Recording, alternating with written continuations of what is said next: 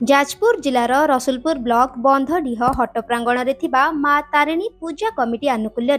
भीषण ग्रीष्म प्रवाह को आखिरी रखी जनसाधारण उद्देश्य जलछत्र खोल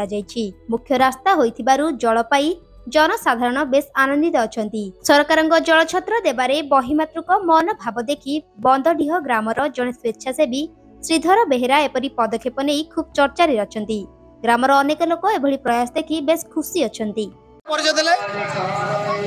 दीनबंधु बेहरा बंधडीह ग्राम पंचायत बासी प्रचंड खरार आरंभ हो प्रबल गरम ता सहित रामचंद्र जो यज्ञ आरंभ होती अनेक लोग बंधडीह मार्केट रे प्रत्येक दिन जावासिया कर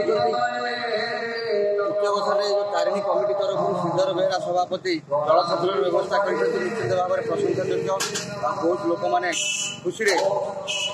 पानी पीवार सुजोग पाँच एपर्यंत प्रशासन किसी पदक्षेप नहीं माँ तारिणी पूजा कमिटी को विशेषकर धन्यवाद देवार कथा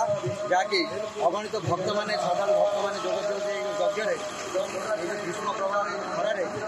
पानी जल व्यवस्था बहुत सुंदर व्यवस्था है अत्यंत खुशी और प्रत्येक लोक अनुरोध कर खरार जा बेले पानी जल पिंधु लेंबू पानी दही पानी सरबत मिलू बहुत खुशी। जाजपुर शंकर सेठी रिपोर्ट रियो न्यूज।